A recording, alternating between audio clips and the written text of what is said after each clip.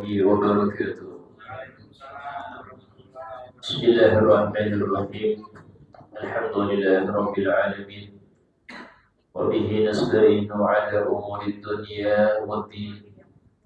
أشهد أن لا إله إلا الله وحده لا شريك له، وأشهد أن سيدنا محمدا عبده ورسوله لا نبي بعده. اللهم صل وسلم وبارك وكرم وعظم ومجد على حبيبنا وشفيئنا وقرة أعيننا محمد وعلى آله وصحبه أجمعين. سبحانك لا علم لنا إلا ما علمتنا إنك أنت العليم الحكيم. رب اشرح لي صدري ويسر لي أمري واحلل عقدة من لساني يفقه قولي بجاه النبي وآله. قال الله تعالى: وقل رب زدني علما. وقال رسول الله صلى الله عليه وسلم: طلب العلم فريضة على كل مسلم. Alhamdulillah, segala puji bagi Allah Subhanahu wa Ta'ala yang telah menjadikan pemberian terbesar untuk hambanya adalah ma'rifah billah, mengenal Allah Ta'ala, ma'rifat kepada Allah. Dan ma'rifat itu tidak diraih dengan banyaknya ilmu atau dengan mempelajari A dan B dan C, tidak, tapi diraih dengan ibadah. Dia diraih dengan keikhlasan, kebersihan hati. Karena itulah tidak sah sholatnya orang yang masih kotor, mau itu kotor dengan najis ataupun kotor dengan hadas. Dan tidak diterima sholatnya orang yang hatinya masih belum bersih, masih ada gak khusyuk dan lain sebagainya. Karena itulah bunyal Islam ala thaharah. Islam itu dibangun atas dasar kebersihan dan kesucian. Karena itulah tidak dibolehkan seseorang muslim memakan sesuatu yang tidak thayyib, yang tidak bersih. Dikarenakan muslim diciptakan oleh Allah Ta'ala untuk surganya yang sangat bersih, sehingga apa yang dia konsumsi harus benar-benar bersih dan suci, halal dan tidak haram. Karena itulah dalam syariat diwajibkan setiap muslim itu untuk mengkonsumsi yang halal menurut usahanya. Sehingga dalam Al-Quran Allah Ta'ala berfirman: Ya ayyuhalladzina amanu kulu min thayyibati ma razaqnakum. Wahai orang-orang yang beriman, makanlah daripada yang thayyib, yang bersih-bersih, yang baik-baik, daripada rizki yang kami berikan kepada kalian. Dalam hal ini rezeki dari Allah ini sangat banyak, tetapi wajib bagi kita memilih mana yang bersih, mana yang suci, mana yang halal. Dan halal ini ada dua, ada halal secara zat, ada halal yaitu hal zat dan hal arid. Arti halal zat yaitu barangnya halal dan dia diraih dengan cara yang halal.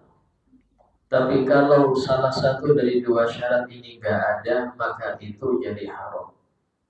Barangnya haram walaupun membeli dengan uang, maka tetap yang dia konsumsi haram. Ya, membeli khamr yang jelas haram dengan duit, dia bayar gak mencuri, maka yang dia konsumsi haram karena barang asli sudah haram. Atau sebaliknya, barangnya halal, makanan itu halal, tapi diambil dengan cara yang gak baik, maka jadinya haram.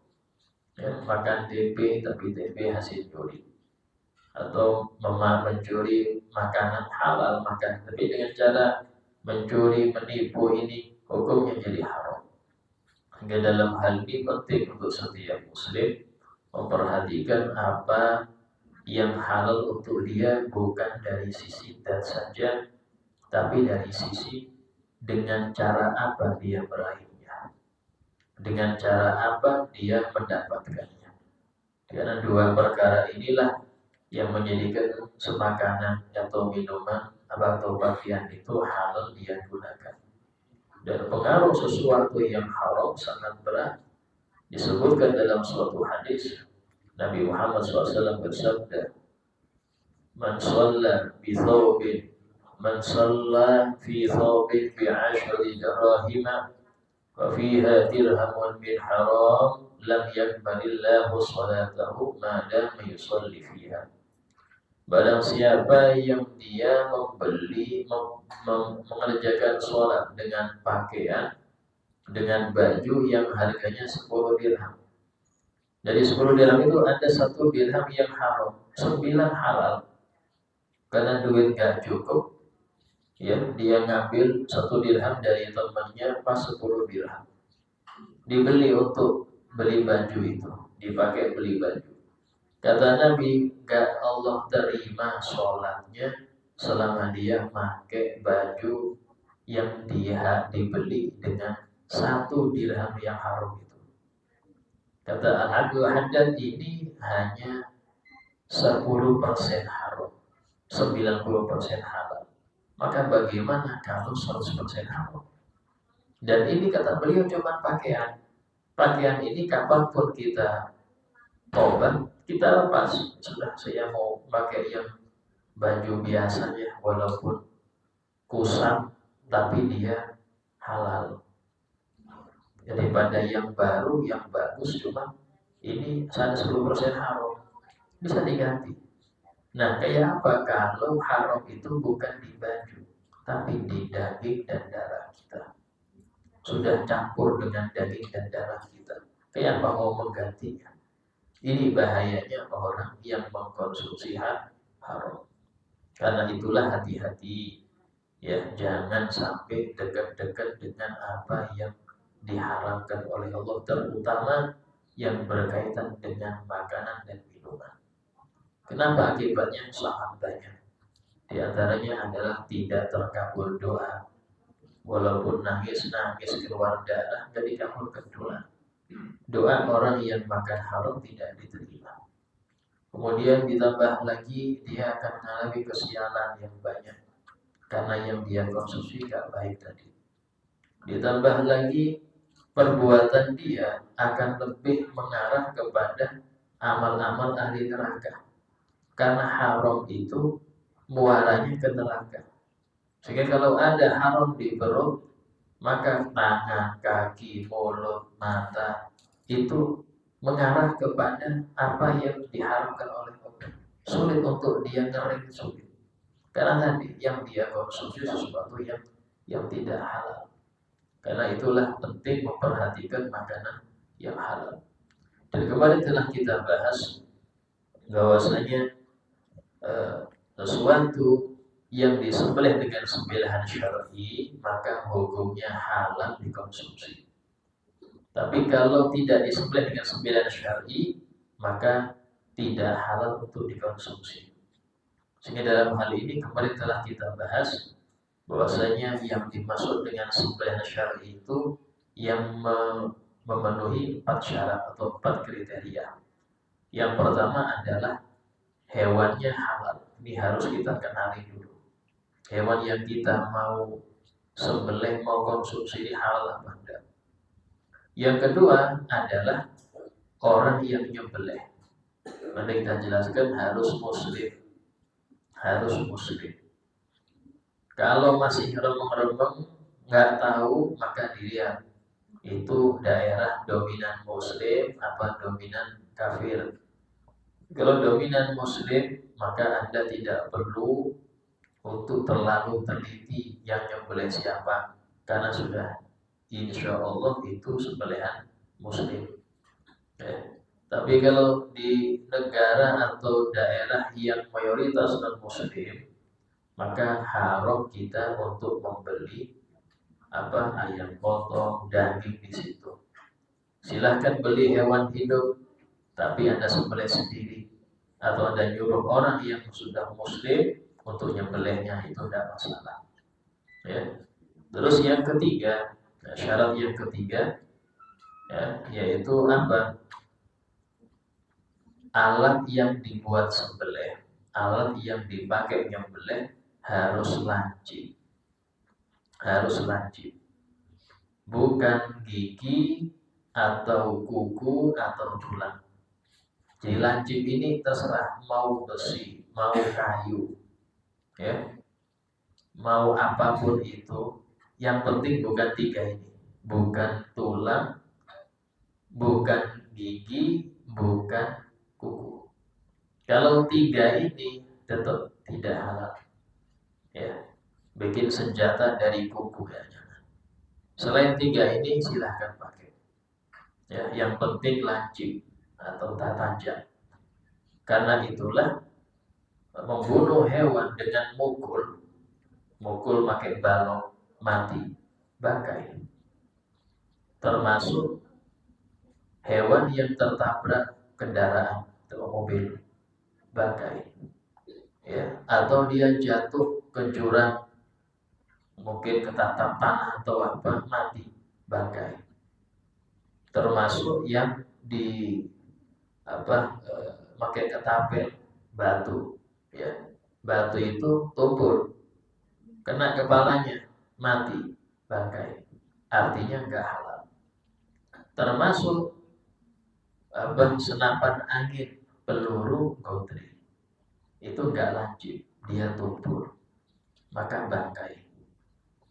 Kapan menjadi halal? Kalau belum mati. Kalau dia belum mati karena ketapel, ditabrak mobil belum mati. Nah, memastikan belum mati ini kayak apa? Sembelih dia. Jika disembelih darahnya muncrat, bukan meleleh, maka dia dipastikan masih hidup sebelum disembelih. Berarti matinya bukan karena ditabrak, bukan karena ketapel, tapi karena sembelihan dengan pisau yang lancip, hukumnya halal. Tapi kalau ketika disembelih darah meleleh, ya berarti dia sudah mati sebelum sembelih. Matinya bukan karena sembelihan, tapi karena sebab yang pertama. Ya, kita memang ketapel burung merpati, jatuh dia, langsung cari ketemu sembelih. Darah muncrat halal, berarti dia masih hidup sebelum sembelih. Darah meleleh haram, berarti bangkai, sudah mati sebelum disembelih. Sama dengan sapi ketabrak atau hewan yang jatuh dari atas rumah, yang halal ya. Maka di situ untuk memastikan dia ini masih hidup atau tidak disembelih. Cuma repotnya sekarang kalau ada sapi orang ketabrak, kita sembelih bertanggung jawab. Padahal itu untuk membuat dia biar nggak terlalu rugi. Kalau kita biarkan dia kejar-kejar, kita berjalan, tunggu orangnya yang punya datang, lu mati lu apa? Orang yang cerdas ini kalau kejar-kejar langsung habis mana. Kalau darah muncrat, orang yang datang, Pak ini punya sama yang ketabrak. Sekarang saya sembelih dan alhamdulillah halal, silahkan digunakan dagingnya, dijualkan, senang dia. Tapi sekarang enggak. Sekarang malah kita yang sudah menjawab, ganti rugi. Ini yang repot ini. Yang repot kita sudah ganti rugi. Wah, sampean mana ada sekali ketabrak. Yang ada sampai sembelih dia. Nah, itu. Yang repot sudah disembelih, darah meleleh, kita sudah ini bangkai, nggak bisa dipakai, kita bayar juga. Ini yang repot. Kita seperti ada orang, ya, ketabrak dia. Ketabrak. Kalau sampean bawa ke rumah sakit, apa jadi saksi? Anda jadi saksi, Pak, sampean yang bawa, iya, saksi. Tapi kalau kita nggak bawa, kita aman. Tapi ini ada tegakkah kita membiarkan dia sekaratul maut di samping jalan? Nah, ini yang repot. Ada-ada bingung, dia mau dibawa. Ada-ada apa? Disoting aja. Bisa sekali mau disoting aja. Live streaming. Harusnya ini diangkat. Ya, siapa P3K isinya bersih. Penyelamatan pertama. Ya, itu harus. Tapi sekarang agak repot. Karena kadang-kadang yang menyelamatkan ini, kalau pas meninggal yang diselamatkan kita kena, ya nggak tahu ini kayak apa pasalnya ini gimana. Tapi seperti itu yang terjadi. Sehingga serba salah. Nah, dalam hewan pun sama. Ini dalam hal ini sesuatu yang dijadikan alat untuk menyembelih atau membunuh. Apa bedanya nyembelih sama membunuh, Ustaz? Kalau nyembelih hewan itu bisa ditangkap. Kalau membunuh hewan dia harus ditangkap. Membunuh namanya. Sampean manah burung itu bukan nyembelih burung, tapi Anda membunuh. Nyembelih itu identik dengan memotong jalan nafas dan jalan dan itu nyembelih namanya. Ya. Kalau nggak terpotong itu berarti bunuh. Nah, sekarang yang bikin halal itu menyembelih apa membunuh, Ustaz? Nah, ini masuk syarat keempat kita. Syarat keempat, nah ini. Terputusnya jalan makan dan jalan nafas. Itu hanya ada di sini. Ya. Jalan makan dan jalan nafas di sini. Jangan terlalu ke bawah karena dia masuk agak ke dalam. Jadi paskan tengah. Kalau ke sini dia sudah nyebar ke sini, jalannya tengahnya. Nah, baru digorok pas ini. Ya. Nah, ini hukumnya wajib kalau hewan itu bisa ditangkap. Artinya nggak liar. Ayam, kambing, sapi yang nggak liar. Yang sini itu sudah dikurung, diikat, wajib sembelih. Ya. Nah, kalau unta itu bukan sembelih, tapi ditusuk sininya. Berdiri dia. Satu orang aja kalau unta itu nggak perlu dipegangin, nggak kuat untuk megangin unta. Itu dia berdiri tusuk sininya. Nahar kalau bahasa Arab itu nahar, wanhar. Kalau dibih dabah itu nyembelih. Kalau nahar khusus untuk unta. Ya, fasolli li rabbika wanhar. Wanhar ini unta. Kurban itu aslinya unta. Cuma dalam hadis Nabi pernah berkorban kambing, makanya dikiaskan nggak apa-apa, bukan kias yang binarinya sudah kuat. Ya, nah, sehingga dalam hal tersebut, kalau hewan itu bisa ditangkap, maka wajib dengan disembelih. Ya, mau itu langsung atau dengan mesin, yang penting terpotong jalan makan dan jalan nafas. Ya. Nah, kalau dia nggak bisa disembelih, maka tidak disyaratkan nomor 4 ini. Yang penting 3 pertama lengkap, apa saja itu hewan halal, muslim yang membunuh, dan alat lancip halal. Walaupun kena kepala, kena badan, atau bikin jebakan, bikin ranjau seumpama. Tapi yang masang muslim, ya, yang masang muslim, yang ini di bawahnya dikasih banyak tombak-tombak yang tegak seumpama, dia jatuh langsung ketusuk, itu hukumnya halal. Kenapa? Yang penting dia 3 pertama lengkap. Kenapa? Karena liar. Kalau liar, syarat terputusnya jalan makan tidak ada. Ya, mana hewan kena perutnya sampai mati karena 3 kali panahan, apakah harus halal? Lo kan nggak terputus jalan makannya. Ya, itu terputus itu kalau dia hewan yang nggak liar atau bisa ditangkap. Kalau nggak bisa ditangkap, nggak disyaratkan. Tersembelih terputusnya nggak disyaratkan. Ya, di sini hewan hasil buruan halal dengan 3 syarat pertama. Hewan hasil buruan halal dengan 3 syarat pertama. Hewannya halal, yang berburu muslim, alatnya tajam. 3 pertama. Ya. Bahkan dalam hal ini, dalam berburu tidak harus pakai senjata tajam. Artinya boleh pakai hewan buas yang patuh. Hewan buas, artinya buas di sini karnivora. Yang patuh, apa arti patuh? Dia bukan gigit untuk kebutuhannya, tapi karena perintah majikannya. Artinya apa? Seumpama ya, saya memelihara harimau.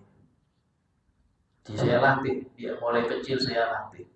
Saya suruh berdiri, dia berdiri, salto dia salto, ya. Makan dia, saya suruh gigit, gigit, lepas, lepas. Sudah terlatih. Maka kalau saya berburu gak pakai senjata saya cuma bawa harimau aja. Kelihatan kancil, tangkap, gigit ya. Gigit sudah. Tak bilang lepas, dia lepas. Walaupun mati karena gigitan harimau halal. Kenapa? Karena ini sama dengan senjata. Tapi kalau saya nggak nyuruh ngejar, dia ngejar. Nah, berarti dia ngejar bukan untuk saya. Ya. Nah, berarti dia ngejarnya untuk orang, untuk apa? Untuk dia sendiri, bukan untuk saya. Ingat dalam hal ini apa namanya? Hukum daripada yang demikian, ya. Hukum yang demikian itu tidak halal. Tidak halal. Kenapa nggak halal? Karena hewan-hewan tersebut buas tadi itu nangkap kambing atau nangkap rusa itu karena dia yang pengen. Berarti ini apa? Senjata yang nggak nurut. Ya, belum ditembak sudah nembak duluan. Ini hukumnya nggak boleh. Berarti hewan itu nggak halal. Bahkan kalau seandainya hewan yang saya latih ini hewan yang najis, anjing seumpama. Tapi terlatih. Saya suruh ngejar, dia ngejar. Gak tak suruh ngejar, dia diam aja, nggak ngejar. Saya suruh kejar, kejar. Dia kejar. Dan dia cuma gigit. Kalau dia makan, nah berarti ini nggak nurut, bangkai jadinya. Kalau dia sempat makan dari hewan buruan tadi, berarti bangkai. Kalau dia cuma hanya gigit saja, walaupun sampai mati, maka hukumnya halal. Hukumnya halal. Ya, ini perbedaan apa namanya? Kalau itu antara senjata dengan hewan buas yang terlatih. Jadi ari terlatih ini kayak apa Ustadz? Ya tadi itu. Nah, seandainya dia sudah terlatih nih, tahu-tahu mungkin karena lapar, pas saya suruh kejar, dia ngejar tapi makan sendiri. Kayak seperti ini repot. Nah, ini kalau dipastikan.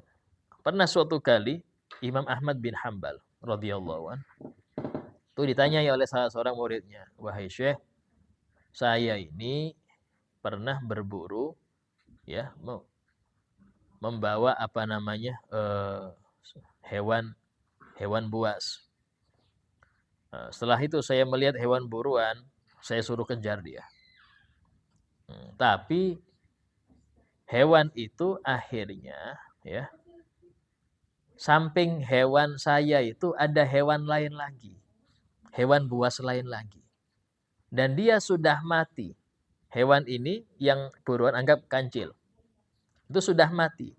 Di samping dia ada dua hewan buas. Satu piaraan saya, satu hewan liar. Dan dua-duanya mulutnya itu berdarah. Berarti dua-duanya sempat gigit nih. Pertanyaan saya, kata beliau, kata Imam Ahmad ini halal apa enggak? Kata Imam Ahmad, la ta'kulhu, jangan kamu makan. Kenapa? Karena khawatir yang dapat pertama hewan liar itu, bukan senjata engkau itu, bukan. Bukan hewan yang piaraanmu. Dari sini ulama mengatakan kehati-hatian dalam suatu perkara yang di sini bisa haram, bisa halal, maka kita pilih yang haram saja. Dalam kaidah fikih disebutkan idza ijtama'al halal wal haram faghalabal haram. Jika berkumpul halal dan haram, yang dimenangkan haramnya. Ya. Ada air suci, jelas. Cuman ada yang tahu saat tadi ini kepercik air kencing ke sini. maka kita hukumi air ini najis. Najis. Kan nggak ada tandanya, aroma nggak ada, tetap ini najis sudah. Kalau air itu kurang dari 2 kula, itu najis. Ya, ada orang bikin kuah 1 kuali. Ya. Tahu-tahu ada kucing nyemplung situ. Mati. Maka ini dipastikan semuanya najis. Dibuang itu. Ya, dibuang, sebanyak itu dibuang. Kenapa? Karena cair dia. Coba itu padat seperti apa? Tikus yang makan keju. Di tengah-tengah keju itu ada bagai tikus di situ. Nah, maka di sini buang bangkainya dan keju sekitar tikus itu dibuang, sisanya halal. Sisanya halal. Jadi tidak menjadikan najis benda padat seluruhnya, tidak. Tapi kalau cair, semuanya najis. Sama dalam hal ini, sesuatu yang ada haramnya, maka kita milih ini, berarti sudah haram semua ini. Nggak bisa untuk kita ini. Contoh seandainya ada orang ya yang dia ini tahu di kampung situ sumpama. Di rumah situ, di rumah ada keluarga situ itu salah satu perempuannya itu pernah disusui oleh ibu Anda.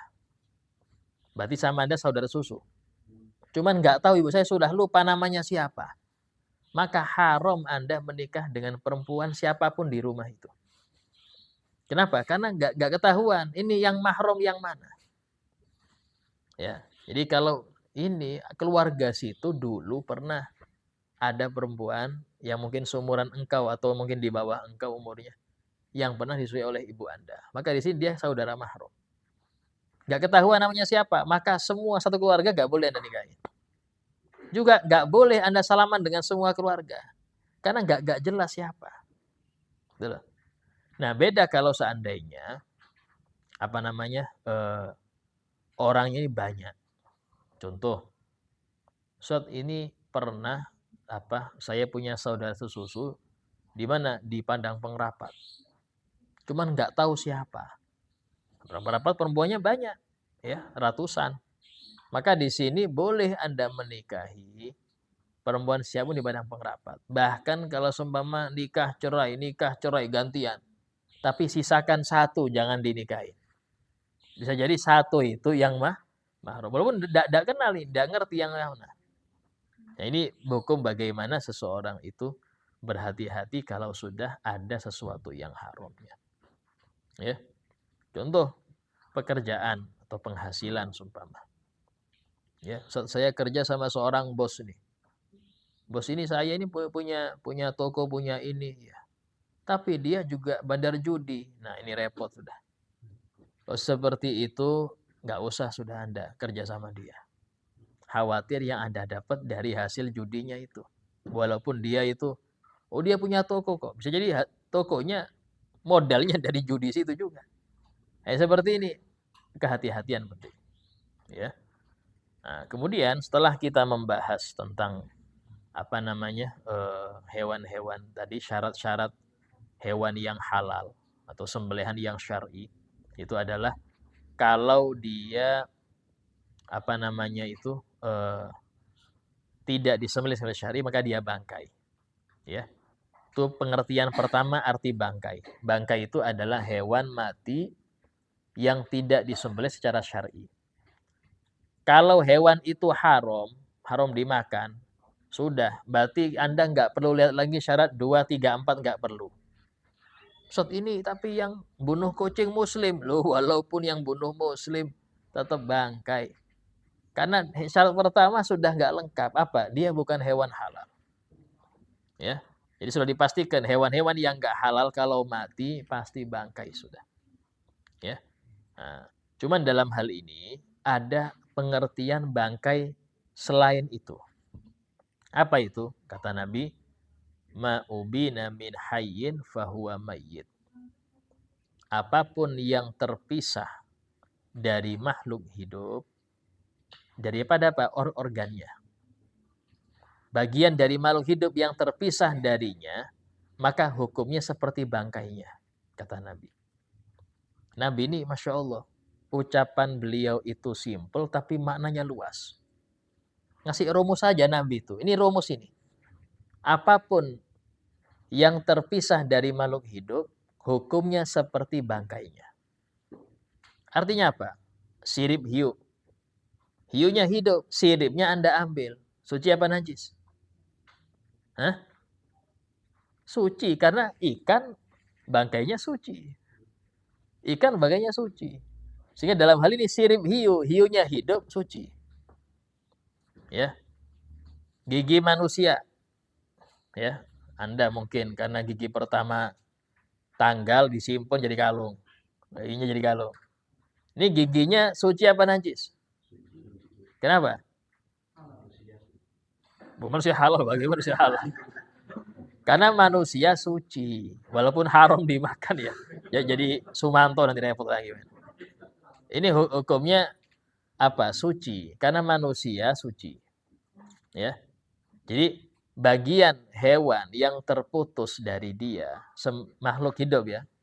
Terus dari makhluk hidup, sementara masih hidup ini, maka dia punya kayak bangkainya. Ya. Orang seumpama dia punya sapi nih. Pengen sop buntut, ya. Dipotong buntut sapinya itu. Halal apa haram? Ya, haram. Karena bangkai sapi hukumnya apa? Haram kan? Berarti ini bangkai. Bangkai. Kenapa dia bagian daripada hewan yang hidup? Terputus dari bagian yang hidup. Gitu. Semua yang terus dari yang hidup, kayak bangkainya. Bangkai yang halal ya, cuma 2. Apa itu? Ikan dan bangkai yang suci ada berapa? Ada 3, tapi 1 manusia. Tapi nggak halal ya.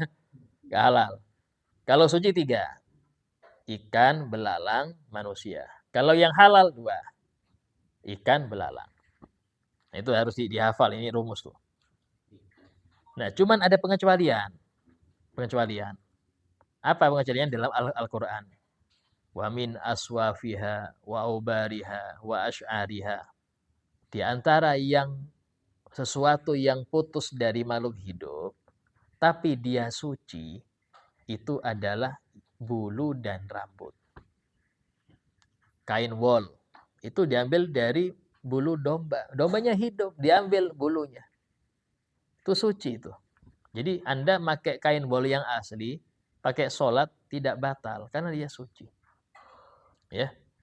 Nah, terus apalagi rambut manusia suci. Karena dia terputus dari itu apa? Bulu. Semua bulu atau rambut itu hukumnya suci. Bulu ayam, ayamnya hidup, diambil tuh kemucing. Ayamnya hidup, suci apa enggak kemucingnya?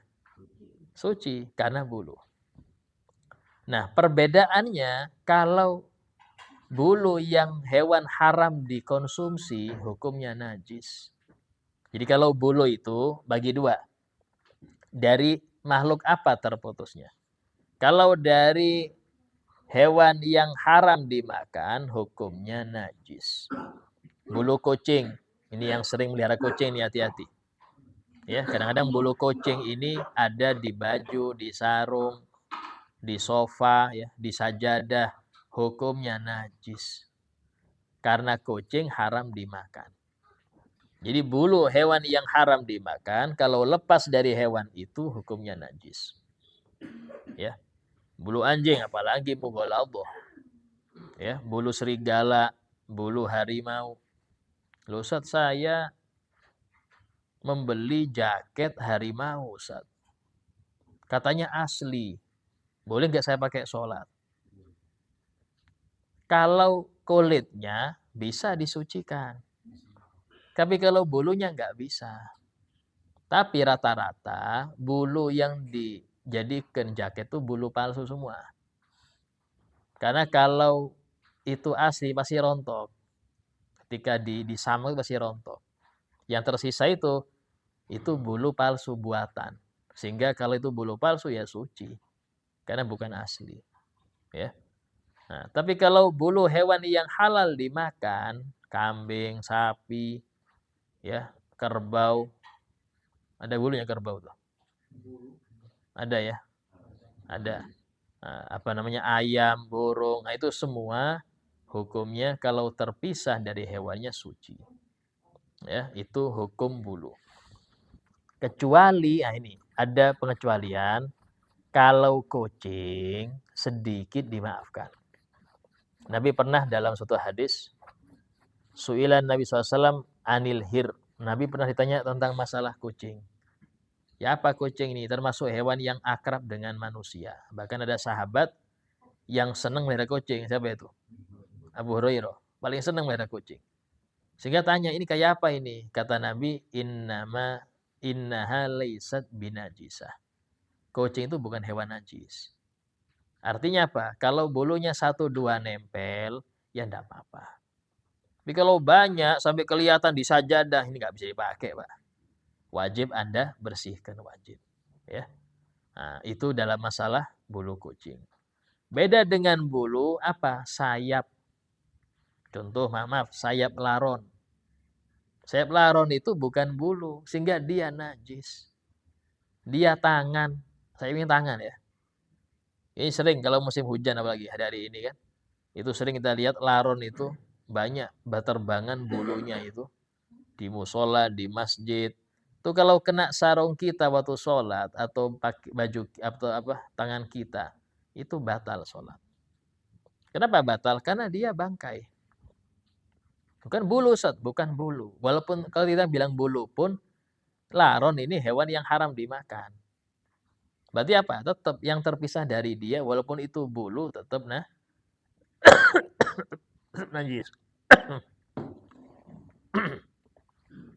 Tetap najis hukum.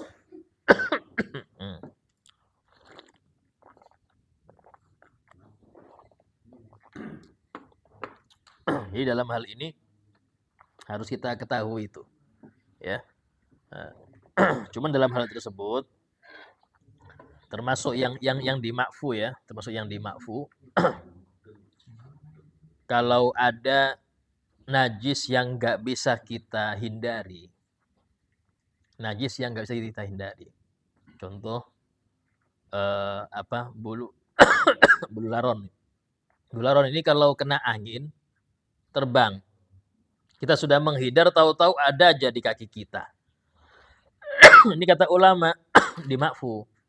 Asal waktu Anda pertama sholat, Anda sudah mensterilkan tempat sekitar itu dari najis. Ya, jangan Anda milih berdiri di tempat yang di situ ada najis. Berarti Anda nggak berhati-hati. Nggak dimaafkan. Anda sudah menjauh nih, sudah Anda sapu, sudah ikhtiar maksimal ya. Anda sholat pun sudah kiri kanan noleh, sudah aman, kayak nggak ada najis ini. Tengah-tengah sholat berjamaah nih, yang nggak bisa sampai, nggak bisa maju mundur. Tahu-tahu ada sayap laron mampir ke kaki ke sini, dimaafkan. Karena Anda nggak bisa bergerak. Beda kalau Anda sholat sendirian, itu wajib Anda menghindar. Tidak apa-apa. Kita melangkah 2 langkah ke kanan, 2 langkah ke kiri, atau ke belakang. Kalau melihat ada najis, itu tidak masalah. Nggak batal. Yang penting jangan 3. Jangan 3 gerakan sekaligus. Ya. 2 kali itu tidak masalah. Nah, tapi kalau Anda berjamaah, nggak bisa Anda maju mundur. Mau nggak mau, ya sudah tetap di tempat situ. Nah ini hukumnya dimaafkan. Walaupun banyak laron di situ, tidak masalah. Ya. Nggak masalah seperti itu. Itu dalam masalah najis ya. Nah, kemudian untuk najis yang dimakfu, najis dari sisi ini dimaafkan apa enggak, itu dibagi jadi 4. Ya.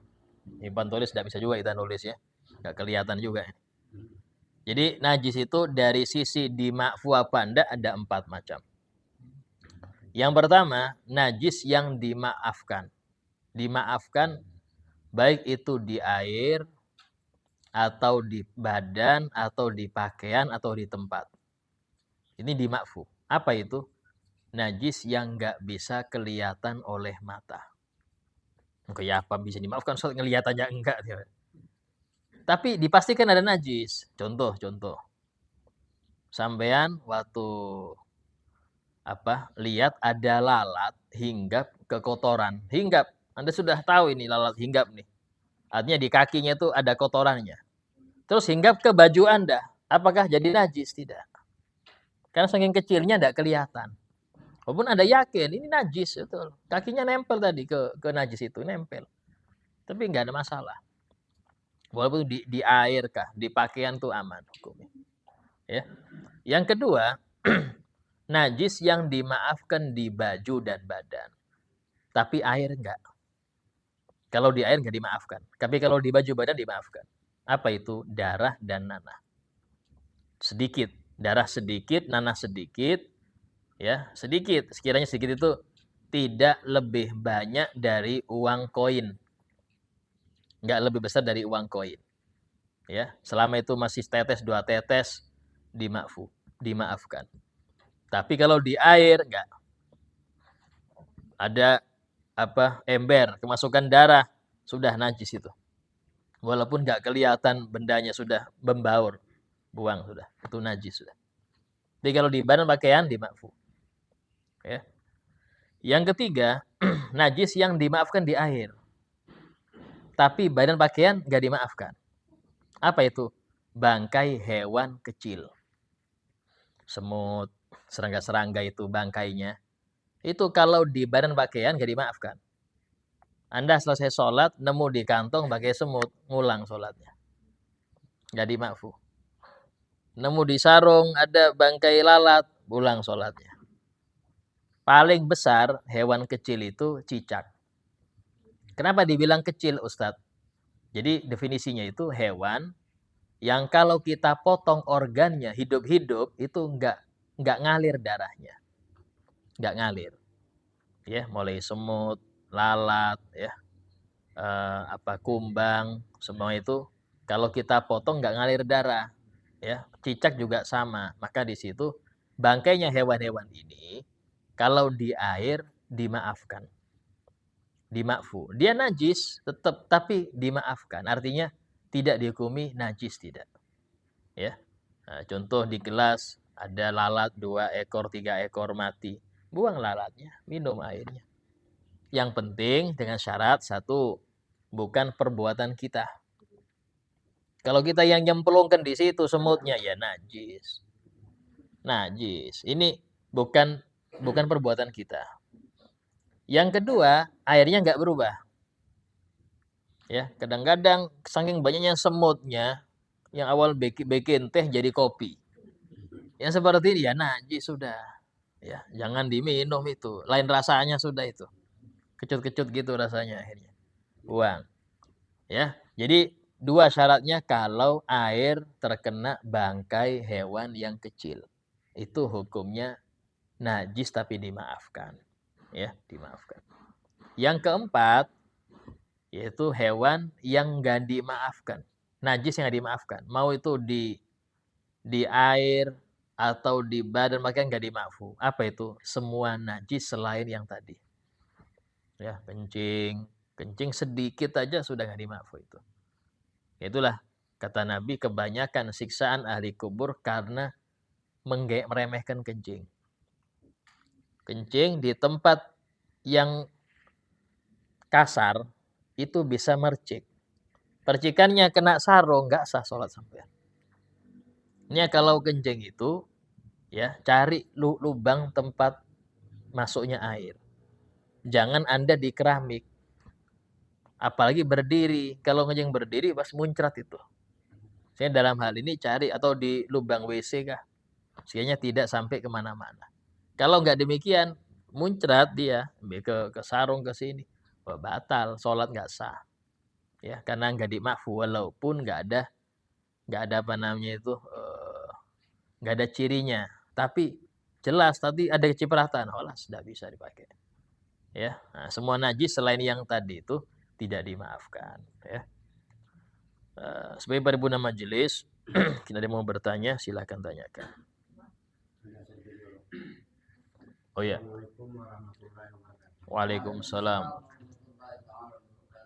Biasanya kan kita menyembelih ayam, kita ikat kakinya karena sendirian kan sembelih ikatan tali yang di kaki ayam tadi lupa melepasnya, ayamnya sudah mati.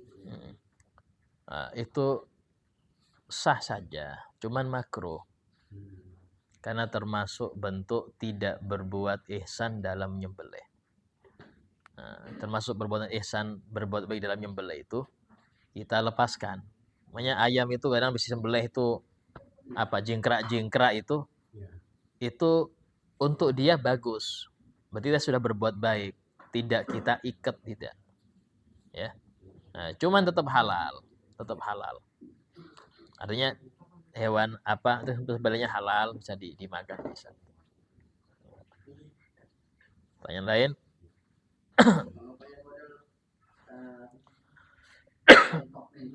Iya.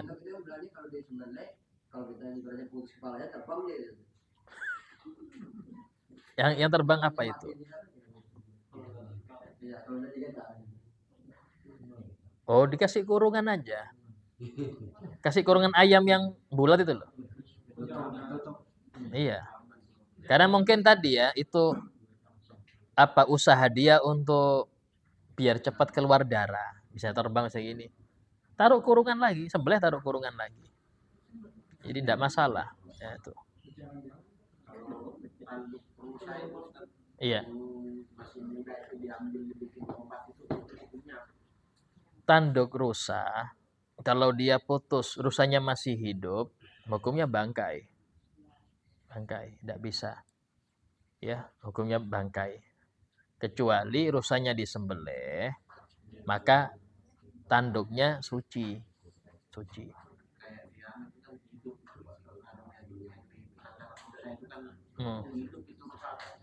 Oh iya. Oh, enggak bisa. Bangkai. Sama kayak gading. Gading gajah itu bangkai.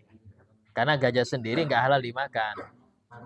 Walaupun mati kah, disembelih kah, itu tetap gading gajah bangkai. Ya, gading gajah bangkai. Kalau kayak tempurung, ya, tempurung penyu itu suci. Tempurungnya suci karena dia termasuk hewan laut, hewan air ya. Tidak hidup di dua alam dia. Nggak bisa lama dia di darat, nggak bisa lama. Penyu itu? Labi-labi kalau orang sekarang bilang. Labi-labi. Ya, kalau kura itu dua alam dia. Kura dua alam. Dia dua alam. Iya. Salam.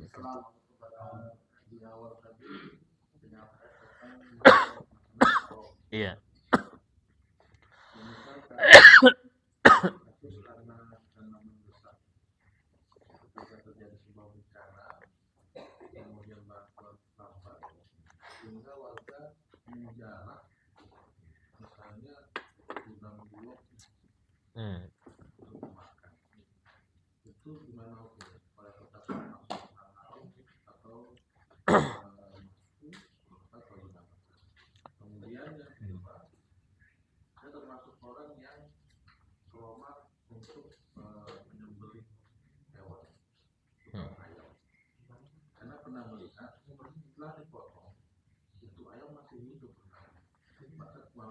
Iya.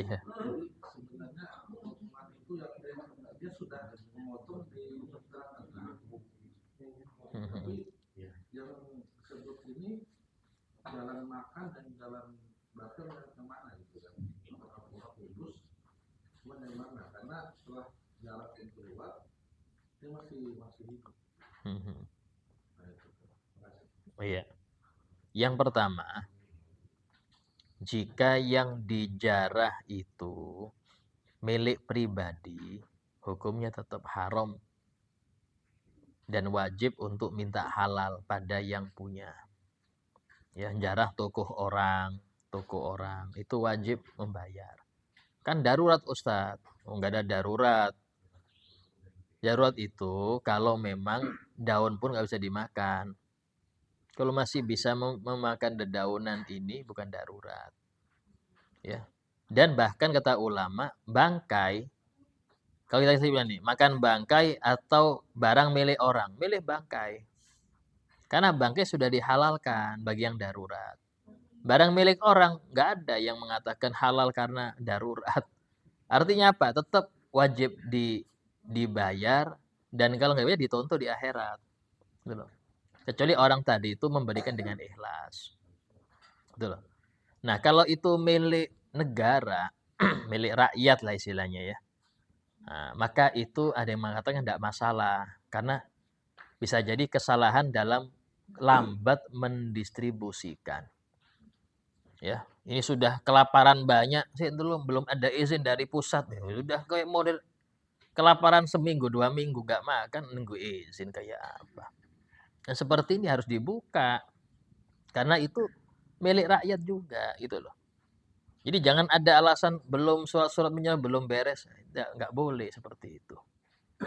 Ya, nggak boleh. Sama seperti apa namanya kasus mungkin di rumah sakit. Ini orang sudah sakarat, sudah hampir hampir meninggal begini.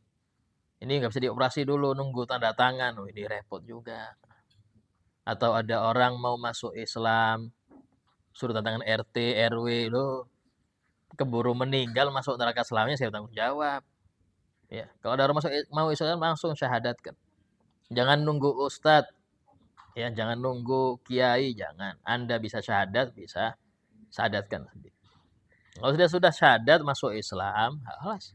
Tinggal cari waktu yang momen pas di masjid biar orang tahu dia sudah muslim. Yang penting dia sudah selamat dari neraka selamanya, sudah cukup sudah. Ya seperti itu ya dalam hukum. Kalau itu milik orang banyak, milik pemerintah, berarti kan milik masyarakat dalam konteks darurat. Kalau konteks masalah umum ya nggak boleh nyuri nyaranya. Ini darurat yang harusnya di bagian secepatnya tapi masih di undur-undur nah ini nggak boleh, wajib. Nah, cuman tadi orang yang mengambil ya itu hanya ngambil haknya. Nggak boleh dia ngambil 5 karung untuk sendiri, nggak boleh. Kenapa nggak boleh? Karena dia ngambil jatah orang lain. Atau kemarin sempat kasus itu, ada bantuan ya berapa truk belum nyampe ke tempat sudah dijarah. Ini yang nggak boleh. Ya, itu mencuri ngarannya. Atas nama saya rakyat juga itu nggak boleh.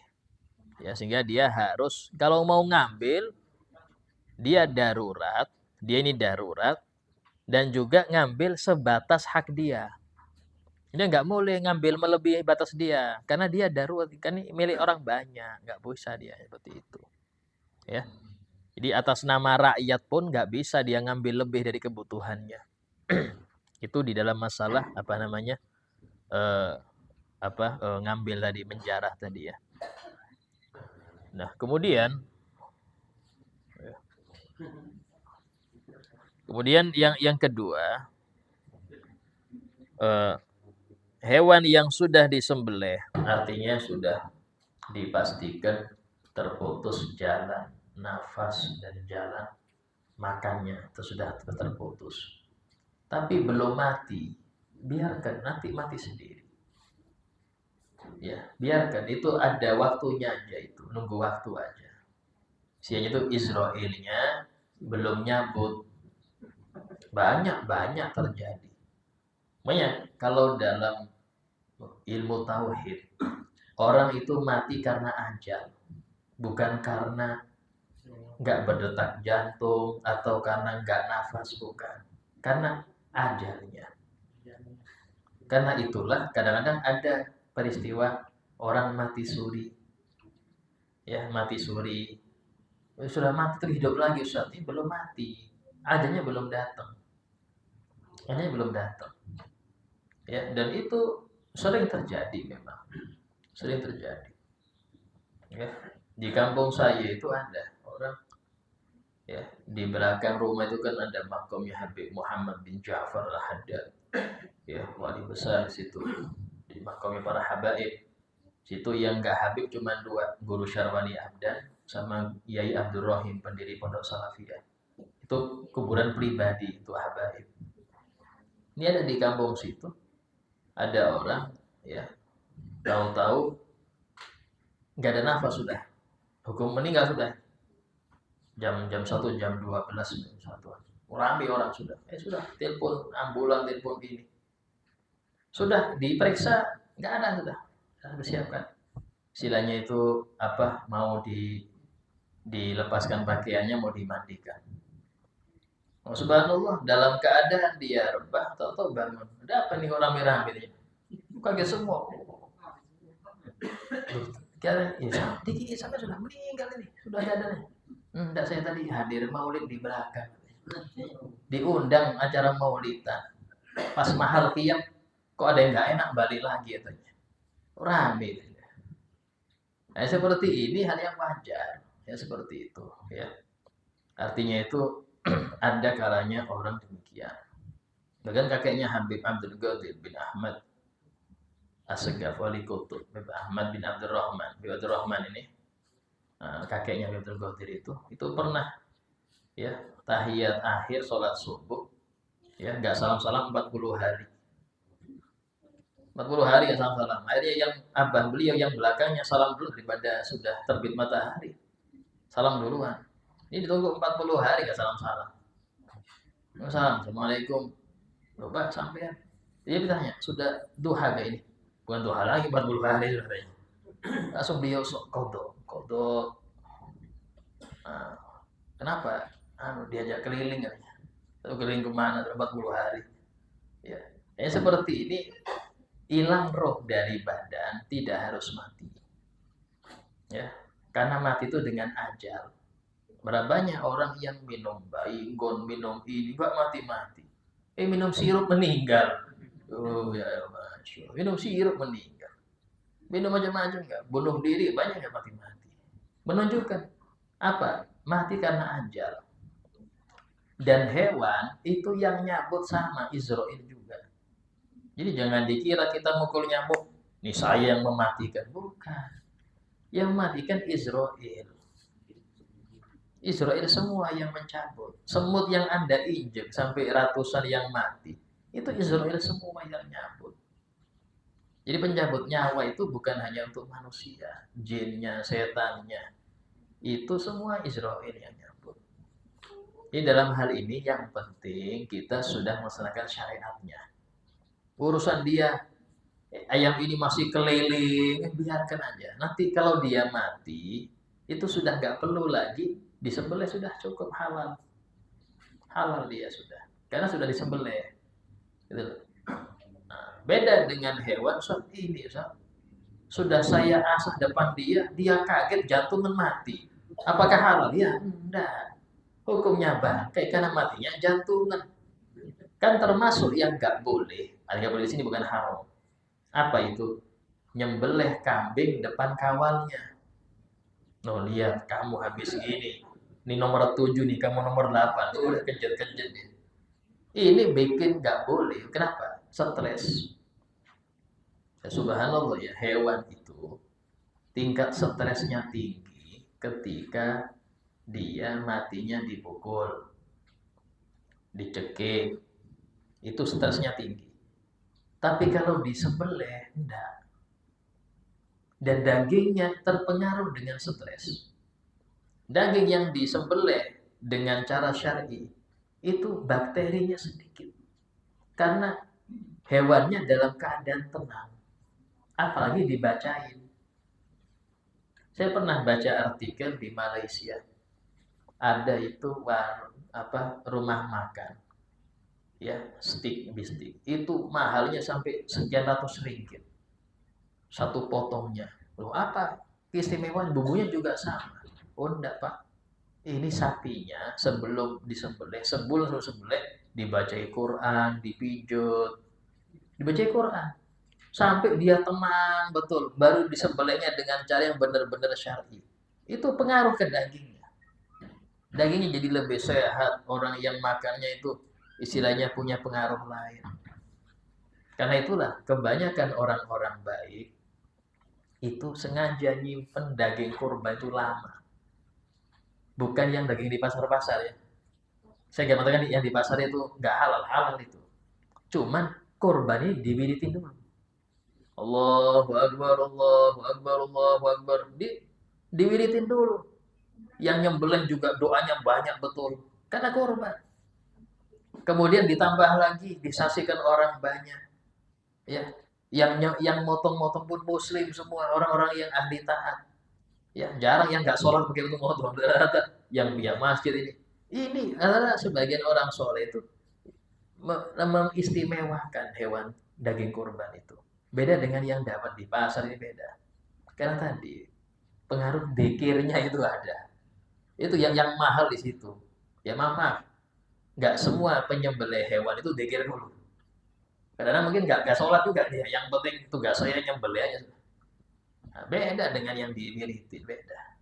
Nah, disitulah dalam hal ini yang penting kita sudah nyembelih dengan cara syar'i dan dia belum mati.